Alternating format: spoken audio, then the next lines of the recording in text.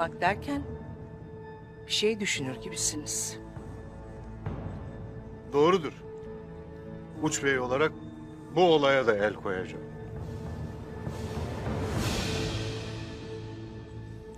Hayırlı bir karar vermişsiniz beyim. Gayrı bu meselenin çözülüp obalarımıza huzur gelmesinin vakti çoktan gelmiştir. Adaletiniz bizi güçlendirecektir. Gümüştekin Bey'im. Eyvallah Tültekin Bey'im. Eyvallah.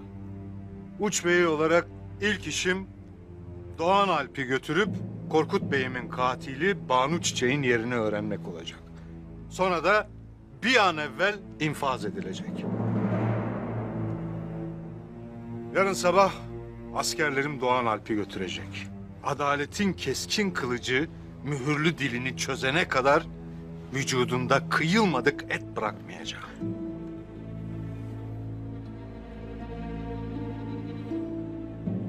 Adaletin tez geleni makbuldür. Artık bu fitnenin obamızı zehirlemesine müsaade etmeyeceğim. Gayrı bundan böyle Korkut Bey'imin katilini bulup intikamını almak benim boynumun borcudur. Allah Huş Bey'imize zeval vermesin. Ertuğrul Bey'in inadıyla huzurumuzun bozulmasını istemeyiz. Öyle yaparak bizi başka bir felaketten kurtarmış oldunuz Gümüştekin Bey. Helal olsun dayı oğlu. Bu topraklarda yetişip büyümüş bir evlat olarak böylesine iyi bir bey olacağının en başından beri belliydi. Eyvallah.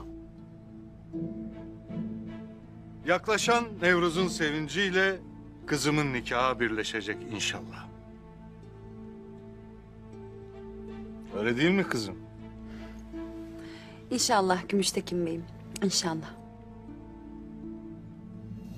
Geçmişin kirini pasına atıp bahar dalı gibi taze bir başlangıç için daha iyisi olamazdı.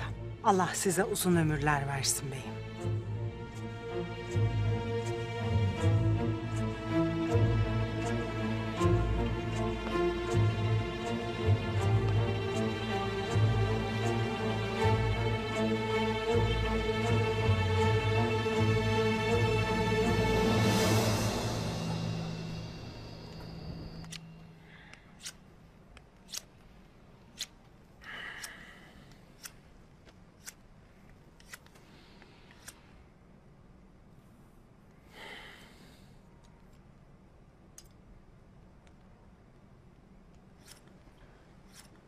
Ahali Bezgin Bey'im.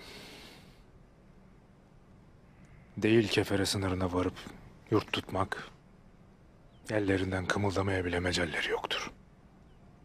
Ya alplara ne demeli beyim? Hangi alpa sorsam kılıç kınında güzeldir der de başka laf etmezler. Velhasıl beyim, herkes sürüsünün peşinde huzur ister.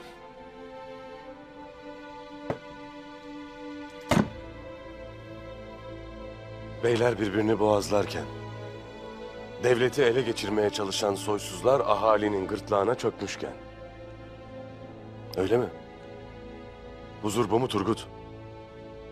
Değil beyim.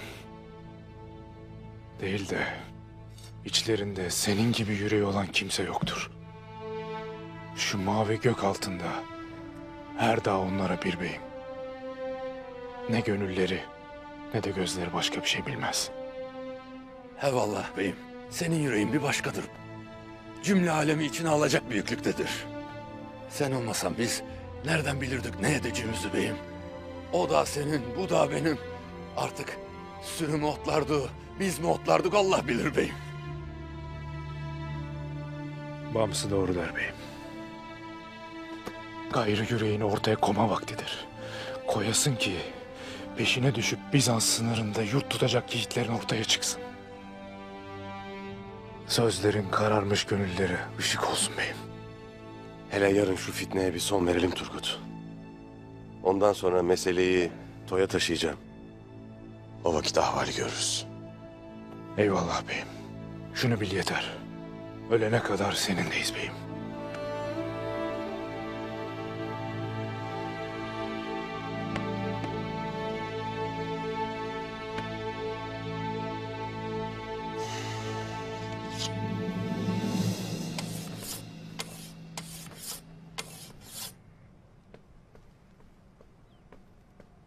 Ayran getirdim beyim size.